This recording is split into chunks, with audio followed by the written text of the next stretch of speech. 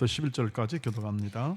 그들이 예루살렘에 가까이 가서 감람산 벳박에 이르렀을 때 예수께서 두 제자를 보내시며 너희는 맞은편 마을로 가라. 그리하면 곧 매인 나귀와 나귀 새끼가 함께 있는 것을 보리니 풀어 내게로 끌고 오라.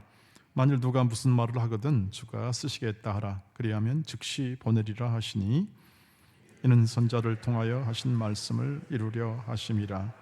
일렀을 시온 딸에게 이르기를 내 왕이 내게 임하나니 그는 겸손하여 나귀 곧 멍에 매는 짐승의 새끼를 탔도다 하라 하였느니라.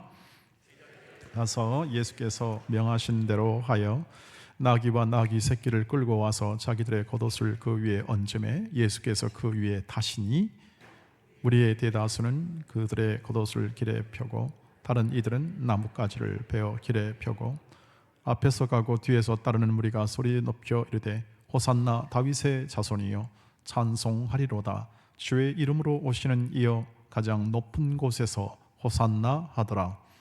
예수께서 예루살렘에 돌아가시니 온 성이 소동하여 이르되 이는 누구냐 하거늘 같이 무리가 이르되 갈릴리 나사렛에서 나온 선지자 예수라 하니라.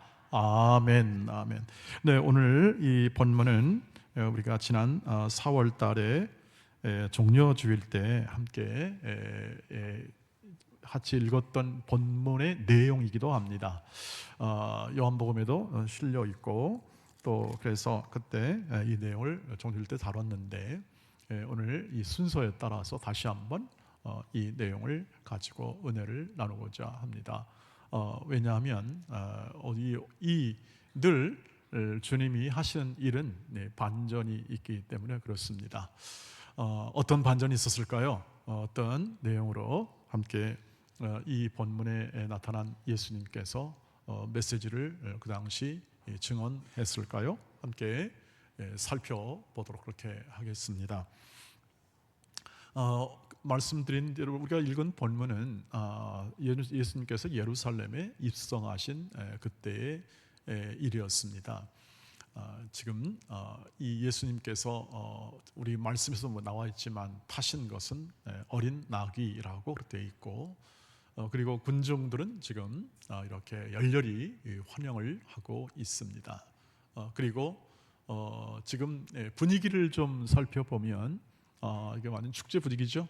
안 그래도 6월절이었기 때문에 그때 6월절 시기였기 때문에 명절 시기여서 사람들의 마음이 들떠 있을 수밖에 없는 그러한 상황이었습니다. 그때 이 예수님이 나귀를 타고 오심을 보면서 갖는 이 군중, 이 무리들의 기대는 뭐였을까요? 무리들의 기대는 이와 같았을 겁니다. 여러분, 이 그림은 나폴레옹의 그림입니다. 나폴레옹이 알프스를 향하여 이제 넘어가려고 하는 이 정복적인 혹은 또는 군사적인 그리고 뛰어난 전략가로서 이렇게 이미지를 담고 있죠. 여러분 백마를 이렇게 타고 그리고 자 이제 뭔가를 이렇게 탁 이렇게 지시하는 거 보면 앞으로 뭔가를 이렇게 탁 해낼 그러한 아주 위대한 사람의 모습이 그려지는 것을 볼 수가 있습니다.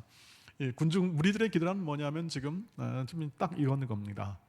우리를 이렇게 로마의 압제로부터 이렇게 능력 있고 전략적이고 그리고 위대한 영웅 위인이 나타나서 우리를 구원할 거다 하는 그러한 기대가 있었습니다. 그림을 이렇게 잘 보여주고 있는데 이들의 기대와는 다르게 예수님의 메시지는 이렇게 좀 엉뚱한 방향으로 흐르는 것 같습니다. 예수님께서 오늘 본문의 말씀 안에서 보면 너희는 맞은편으로 제자들을 향하여 말씀하시는데 마을로 가가지고 거기에 있는 매인 나귀, 어린 나귀 새끼가 함께 있을 텐데 둘을 끌고 와라. 혹 주인이 그 나귀를 가지고 무슨 말을 하거나 혹은 또는 어떤 제지가 있거나 하면 그냥 주님께서 쓰시겠다 해라. 그러면 다 보낼 거다. 예, 황당하죠? 황당한데 그러나 주께서 하신 말씀이니까 제자들이 결국 그렇게 가서 봤더니 이렇게 그 어린 나귀와 나귀 새끼를 주었습니다. 주어가지고 그렇게 예수님께 끌고 와가지고 이렇게 타고 입성을 했구나 하는 그러한 내용이 그대로 실려 있습니다. 여러분, 왜 예수님이 이렇게 군중과의 기대가 다른 방향으로 자꾸 이렇게 예수님이 행동하시는 것일까? 다음 주에는 성전을 청소하는 것도 마찬가지지만 예수님께서 이렇게 예루살렘에 입성하는 과정이 이 사람들의 기대와는 다르게 계속 하는 행동으로 계속 지금 나타나고 있습니다. 그 이유는 말씀의 성취입니다. 본문 그대로 해석하자면 스가랴 9장 9절부터 10절 말씀까지인데 이 말씀이 그대로 지금 이루어지는 것을 예수님께서 그 약속의 말씀을 성취하는 것으로서 얘기하는, 지금 보여주는 거죠. 하나의 일종의 퍼포먼스라고 할까요?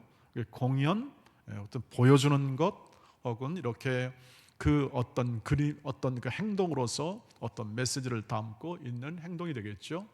근데 그 약속의 말씀이에요. 스가랴서 9장 9절에 10절 한번 같이 읽어보겠습니다. 시작. 시온에 따라 크게 기뻐할지어다. 예루살렘에 따라 즐거이 부를지어다. 보라, 내 왕이 내게 임하시나니 그는 공의로우시며 구원을 베푸시며 겸손하여서 나귀를 타시나니 나귀의 작은 것 곧 나귀 새끼니라. 아멘. 구원자가 오시다. 왕으로 오시는 구원자가 있다. 그런데 그는 공의로우시며 구원을 베푸시는데 겸손하여 나귀를 타신다.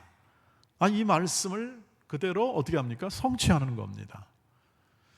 제가 본문을 가만히 읽어보니까 그 당시 이 스가랴서라는 것은 그 당시 포로기 이후에 학개, 스가랴, 말라기라는 이 세 선지자가 예언했던, 하나님의 말씀을 증언했던 시기예요. 그러니까 진짜 별 볼 일 없는, 지금 나라라고 말할 수 없는 그러한 시기예요. 바벨론에서 BC 586년에 다 잡혀가가지고 5만 명이 잡혀갔고, 쓸만한 사람은 전부 다 잡아가고 나머지는 다 비로하고 제기능 못하는 사람만 거기다 본토에 남겨놨었는데, 약 70년이 지나고 하나님의 뜻에 따라서 이제 바사왕 고레스가 다 고향으로 돌아가랬을 때 그 다음에 다 돌아옵니다. 1차 귀환하고 2차, 3차에 귀환하면서 귀환했는데 그 시기예요. 그러니 뭐 나라꼴이 뭐가 있겠습니까? 이제 70년 만에 왔는데 뭐가 있겠습니까? 시스템이 있겠습니까? 무슨 제대로 된 어떤 이런 관계가 형성이 되겠습니까? 나라가 절단이 나온 상황 속에서 이 모든 것이 어려운 시기인데 그때 위로하는 겁니다. 하나님께서 이 백성을 너희는 그러고 지금 이 시기와 나라 없는 것 같은 그러한 시기를 맞고 있지만 시온에 따라 크게 기뻐할지어다. 예루살렘에 따라 즐거이 부를지어다. 왜냐? 보라, 내 왕이 임하신다. 너희들의 왕이 임하신다. 여러분, 다 왕이 잡혀가고 바벨론으로 끌려가가지고 왕족도 완전히 분해된 그러한 상황 속에서 여러분, 내 왕이 임하신다는 하나님의 말씀이 임했죠. 그는 공의로우시며 구원을 베푸시며 겸손하여 나귀를 탄단다. 그 당시 사람들은 이해하지 못했을 겁니다. 진실로 무슨 왕이 나귀를 탈 건가? 그러나 그들은 지금 이 말씀을 스가랴에서 들을 때는 이것저것 따질 데 없는 거죠. 지금 나귀를 타시든 뭐하든 지금 절박한 이 현실 속에서 구원자를 이렇게 주시겠다는 위로의 말씀 정도로 이해했겠습니다만, 그러나 오늘 예수께서 실제로 이 말씀을 성취함으로 덕보는 건 누굽니까? 우리랍니다. 하나님의 말씀을 성취하는 그러한 예수의 메시지, 그러한 뜻이 담겨 있어서 이제 그 하나님의 말씀이 참되고, 그리고 하나님께서 말씀하신 그 약속의 말씀을 이루기 위하여 지금 예수님은 나귀를 타시고 불러시고, 그리고 또 하나님의 그 뜻을 따라서 그 일들을 행하고 있는 예수이시다, 그렇게 이해할 수 있다고 하는 것입니다. 여러분, 그래서 지금 이 말씀을 계속 이렇게 말씀을 성취하시고 그리고 또 하나는 뭐냐면 오신 목적의 성취입니다. 그분이 오신 목적이 뭐냐면 한번 전에 전장 20장에서 이렇게 말씀합니다. 인자가 온 것은 섬김을 받으려 함이 아니라 도리어 섬기려 하고 자기 목숨을 많은 사람의 대속물로 주려 함이니라. 나는 십자가 지러 왔다, 이 뜻입니다. 많은 사람을 섬기고 십자가를 통해서 많은 사람을 위한 대속의 제물이 되기 위하여 왔다. 그러니까 십자가를 지러 왔다는 뜻이에요. 여러분, 십자가를 지러 오신 예수님은 그래서 겸손하고 온유하고 그리고 풍성한 사랑으로 결국 십자가를 지게 되는데, 여러분, 십자가를 지는 그 예수가 여러분 어떻게 삐까뻔쩍하게 이렇게 똑같은 이 세상의 똑같은 왕의 모습으로 이렇게 나타날 수 있겠는가?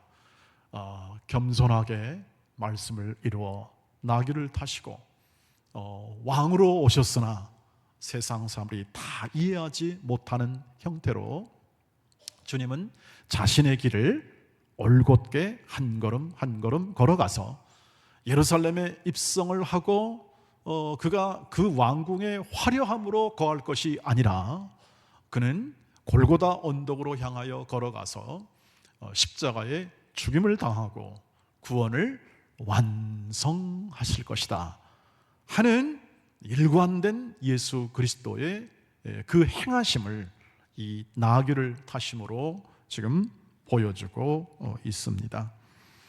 여러분, 그래서 우리가 이 예수가 지금 군중과 무리와의 기대와는 다른 그러한 사람들이 이렇게 오히려 아유 저건 뭐야, 아유 저렇게는 아닌데 라는 그러한 평가를 받았습니다만, 그러나 그 평가 속에서도 주님은 흔들리지 않고 어떤 길을 갔느냐? 십자가의 길을, 그리고 우리를 구원하는 길을 걸어가기 위하여 주님은 묵묵히 나귀를 타고 입성하시는 예수 그리스도를 여러분 마음에 잘 새겨 주시기를 바랍니다.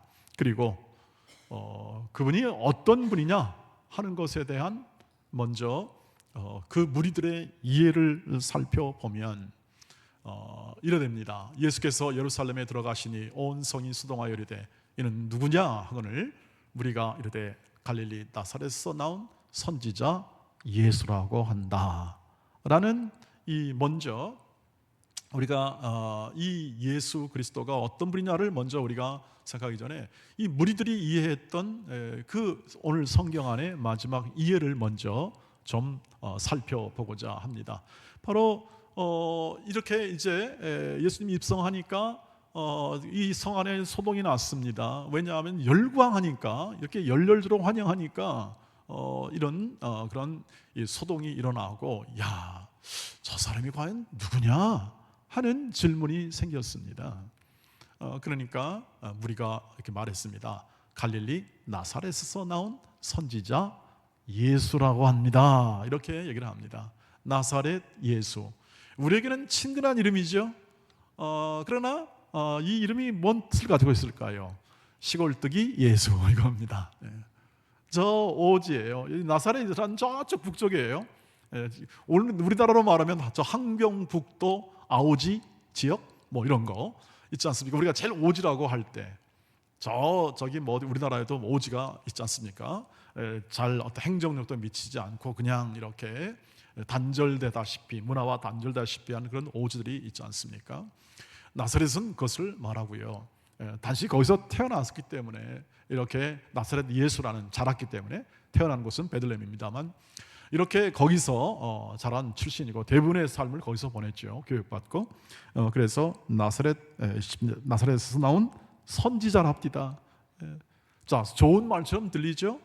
그런데 선지자란 뜻은 뭐냐면 하나님이 보낸 종이다 이 뜻이죠.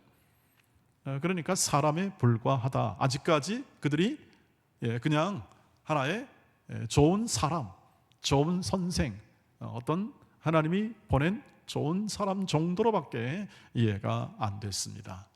그때 만왕의 왕이신 예수다 이런 고백이 있는 게 아니라 그들은 사람과 사람 사이에 있는 하나의 좀 좋은 사람, 그 다음에 하나님이 좀 보낸 특별한 소명을 받은 사람 정도로밖에 이해가 안 되는 거죠. 여러분, 이건 무슨 이해냐면 오늘날 이와 같습니다. 세계 4대 성인이 있죠. 세계 4대 성인이 있는데 뭐 소크라테스, 공자, 뭐 이런 사람들이 있잖아. 이런 사람들이 다 이렇게 세대 상인에 들어간답니다. 그 다음에 예수도 있고요. 마호메트도 뭐 들어간다고 그래요. 여러분, 이와 같습니다. 사람들 중에 뛰어난 사람. 그래서 결국 늘 한계를 가지고 있지만 그러나 뛰어난 사람으로 생각을 많이 하죠. 예수님에 대한 생각도 세대 상인에 하나 붙여놨으니까 그렇게 예수님은 좀 뛰어난 인간들 중에 뛰어난 사람. 이게 그래도 지식 있고 또 이해를 충분히 한 사람들이 이해하는 그러한 예수이죠. 근데 요즘에는 또 얼마 전에 그 내용을 보니까 문모모 씨가 또 거기에 들어간다고 또 통일교회에서 이렇게 딱 좀 제시한 걸 좀 봤습니다. 통일교회에서는 세대 상인에다가 그 옆에다가 딱 누르냐? 그 문 씨를 딱 여기다 세웠어요. 여러분 속지 않으실 거죠? 절대 속지 마시기를 바랍니다. 왜냐하면 우리들의 이해는 다릅니다. 예수 믿는 사람들의 이해는 다르다는 거죠. 어떤 이해입니까? 이 예수님은 메시아입니다. 다시 말하는 구원자이십니다. 그래서 하나님 나라를 이렇게 이 땅 속에 하나님 나라 백성을 모으기 위해서 이 땅에 왔습니다. 하나님 나라 백성을 구원하기 위해서 왔고 모아서 하나님 나라로 들여보내기 위해서 예수께서는 오셨죠. 왕으로 오신 겁니다. 이 마태복음의 전체적인 주제는 왕으로 오신 예수를 소개하는 겁니다. 우리는 이 마태의 의도와 그 다음에 이 말씀을 보여주시는 이 말씀이 비춰주는 만왕의 왕이신 예수를 여러분 마음에 모셔드리기를 바랍니다.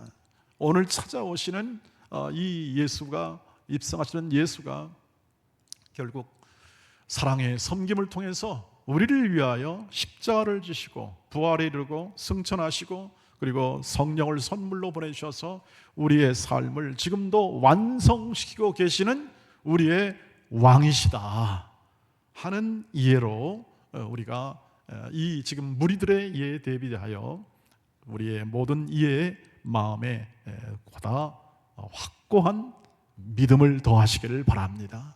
우리는 왕이십니다. 왕으로 모십니다. 우리의 구세주라는 건, 우리를 구원하시는 분은 왕이 아니면 할 수 없고, 우리는 왕이신 예수 그리스도가 구약의 스가랴 9장 9절부터 10절까지 약속된 그러한 하나님의 말씀에 의해 약속된 우리의 왕이시고 지금도 우리를 다스리는 왕이심을 믿습니다. 이런 신앙 고백과 믿음이 있을 때에 우리는 우리가 갖는 지위와 신분에 대하여 마음의 풍성함을 가질 수 있습니다. 그럼 우리가 왕이 백성들이 갖는 지위가 뭡니까?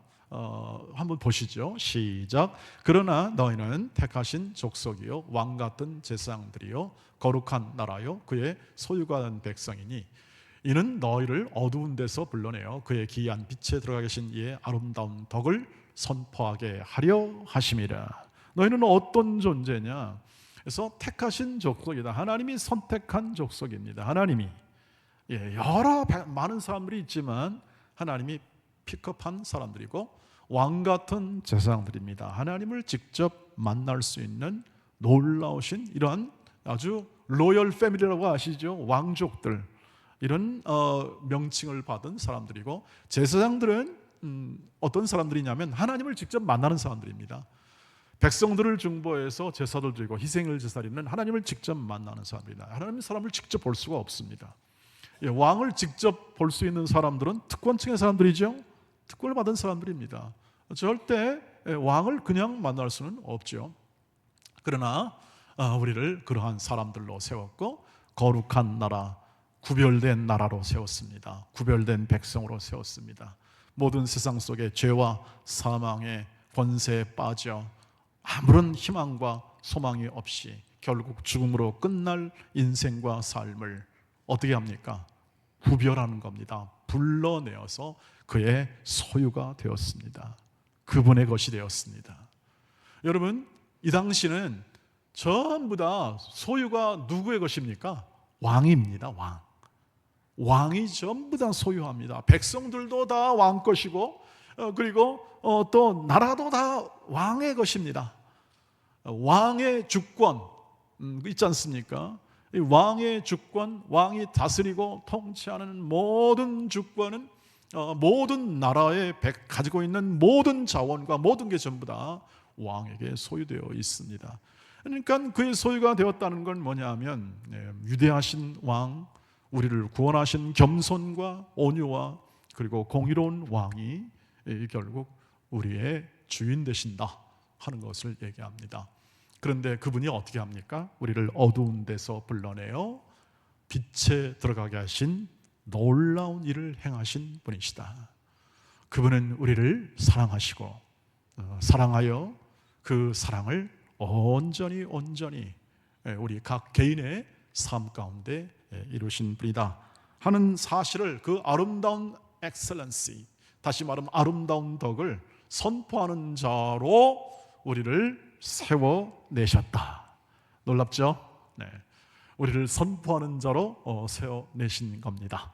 우리 같은 사람, 우리 같은 한 개인, 우리 같은 모든 이 땅을 평범하게 살아가는 사람들의 삶과 존재를 통하여 하나님의 기이하신, 하나님의 경이로운, 하나님의 영광을 선포할 수 있는 존재로 우리를 세워내신 것, 이게 우리의 지위입니다. 만족하십니까? 보람이 있으십니까? 이렇게 세워주셨는데 이것이 우리의 하나님 자녀들, 하나님을 왕으로 섬기고 예수 그리스도를 왕으로 모신 하나님의 자녀들의 명예요, 자랑이 될 줄 믿습니다.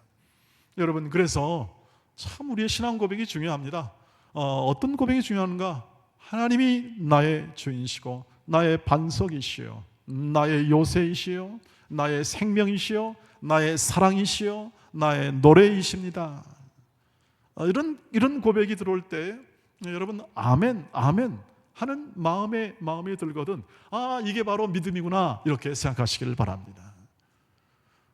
여전히 아직까지 뭔가 모르겠다, 그러면 군중 가운데 있는 겁니다.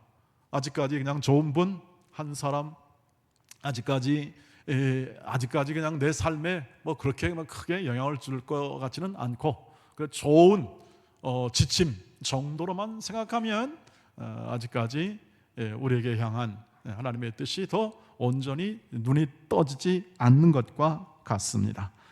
그러나 여러분, 날마다 이렇게 살아가시길 바랍니다. 왕의 마음을 품고 살아가시길 바랍니다. 어떤 왕의 마음입니까? 우리를 위해서 정말 그 마음 가운데 끝까지 사랑과 인내로 십자가를 지신 우리 주 예수 그리스도의 마음이죠. 한번 읽어보겠습니다. 시작. 너희 안에 이 마음을 품으라. 곧 그리스도 예수의 마음이니 그는 근본 하나님의 본체시나 하나님과 동등됨을 취할 것으로 여기지 아니하시고 오히려 자기를 비워 종의 형체를 가지사 사람들과 같이 되셨고 사람의 모양으로 나타나사 자기를 낮추시고 죽기까지 복종하셨으니 곧 십자가의 죽으심이라. 아멘. 이분의 사랑입니다. 우리를 사랑하시기 때문에 어떻게 합니까? 끝까지 인내하신 겁니다. 십자가에 질 때까지 자기를 고난받으시고 자기를 낮추시고 고난받으시고 죽으시고 장사되기는 계속 낮은 길을 걸어가며 계속 그 하나님의 사랑을 가지고 끝까지 바라며 소망하며 참으며 십자가를 지는 것까지 갑니다. 이 마음입니다. 즉 우리가 왕의 자녀로 살아가는 이 삶은 결국 주 뜻을 따라 살아가는 삶이 되길 수밖에 없는데, 주께서 말씀하시잖아요. 이 전체 또 마태복음의 주제는 우리가 실천하는 건 뭐냐 하면 십자가를 지고 주를 따르라는 예수의 말씀에 순종하는 것이죠. 왜? 그분이 우리를 다스리고 우리를 세우시고 우리를 위해서 죽으시고 우리를 통하여서 지금 아름다운 덕을 선전하고 계신데, 선포하고 계시는데, 이 하나님의 아들 예수의 말씀을 순종하는 길이 어떻게 하는 겁니까? 그 빛을 나타내는 길이고, 그리고 아름다운 덕을 선포하는 길이죠. 이것이 대주제입니다. 이것이 또한 오늘 우리가 살아가야 할 이 마태복음을 통해서, 그리고 지금 오늘 이 겸손과 온유로 나귀를 타신 예수 그리스도의 말씀에 순종하는 길이죠. 왜? 예수님이 그렇게 했으니까요.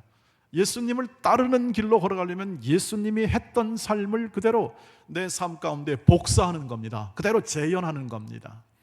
이것이 우리가 걸어갈 길이고, 이것이 우리가 신앙의 길이고, 이것이 영생의 길입니다. 이것 외에는 예수께서 말씀하신 것이 없습니다. 제자들에게 십자가를 지고 나를 따르라 하는 것 외에는, 그러니까 이것을 뭘 얘기하냐면, 이걸 뭘 얘기하냐면, 하나님의 사랑을 받고 예수의 사랑 안에 거하는 모든 사람들이 주의 말씀에 순종하여 길을 걸어갈 때 십자가를 지고 걸어가신 예수 그리스도의 희생과 사랑과 영광과 보람과 자랑을 오늘 내 삶 가운데, 내 인생의 시간에 주어지는 순간순간마다 그 삶을 실행하는 것입니다. 그러면 어떻게 할까요? 주의 사랑이 내 안에서 이루어지게 됩니다. 왜냐하면 예수께서는 끝까지 십자가를 지심으로 하나님의 사랑을 완성합니다. 우리 안에서 완성합니다. 그리고 그 완성된 사랑을 우리가 살아가면서 느껴보라고 하는 겁니다. 그게 얼마나 큰지, 얼마나 보람 있고 귀한 건지 그것을 누려보라고 하는 것이 주께서 원하시는 것입니다. 여러분, 아무리 작은 인생도 이렇게 십자가에 붙들려 살면 하나님이 그 영광을 나타내실 줄 믿습니다. 하나님이 세워줍니다. 그 얘기를 하고 있는 겁니다. 읽어보시죠. 시작. 이름으로 하나님이 그를 지극히 높여 모든 이름 위에 뛰어난 이름을 주사 하늘에 있는 자들과 땅에 있는 모든 자들과 땅 아래에 있는 자들과 모든 무릎을 예수의 이름에 꿇게 하시고 모든 입으로 예수 그리스도를 주라 시인하여 하나님 아버지께 영광을 돌리게 하셨느니라. 아멘. 예수는 죽었습니다. 네, 사랑하다가 죽었습니다. 희생하고 죽었습니다. 인내하다가 죽었습니다. 그러면 끝입니까? 아닙니다. 하나님의 사랑이 제한되거나 하나님의 사랑이 유한하면 끝이죠. 그런데 하나님의 사랑은 영원합니다. 하나님의 영원한 사랑은 그치지 않습니다. 중단되지 않습니다. 그래서 부활이 일어납니다. 그래서 부활입니다. 하나님의 사랑은 중단되고, 만약에 예수가 십자가에서 죽으심으로 딱 끝나버렸으면 그건 끝입니다. 더 이상 이을 데가 없습니다. 그러나 그 사랑이 끝이 아니에요.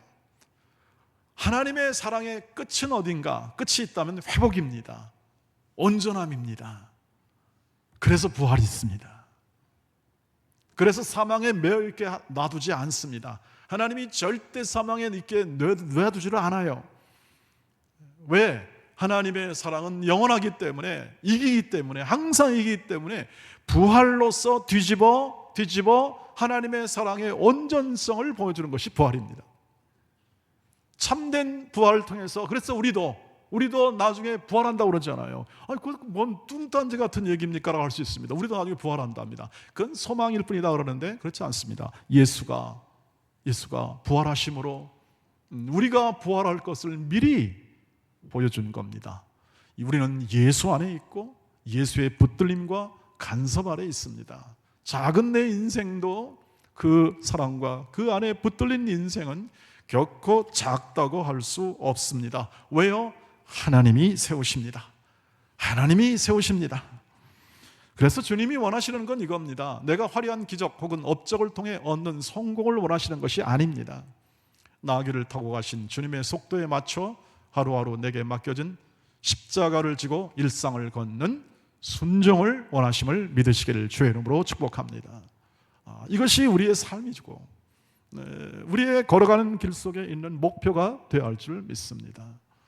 우리가 성경이 요구하는, 다시 말하면 이 세상이 요구하는 것이 아니라 성경이 요구하는 그러한 말씀의 삶을 살려면 우리의 일상성 속에서 내게 맡겨준 혹은 내게 주어진 직무 또는 직업 그리고 위치, 무엇보다도 앞에 말씀드린 거룩한 나라요, 하나님의 자녀요, 그리고 또 소유된 백성으로서 십자가를 지고 견고히 일상을 성실하게 살아가시기를 주의 이름으로 축복합니다. 오늘의 메시지는, 메시아의 메시지는 뭘까요? 그래서 겸손하고 온유한 마음으로 십자가를 지고 나를 따르라 하는 그러한 말씀을 듣습니다. 그 메시지를 따르시기를 바랍니다.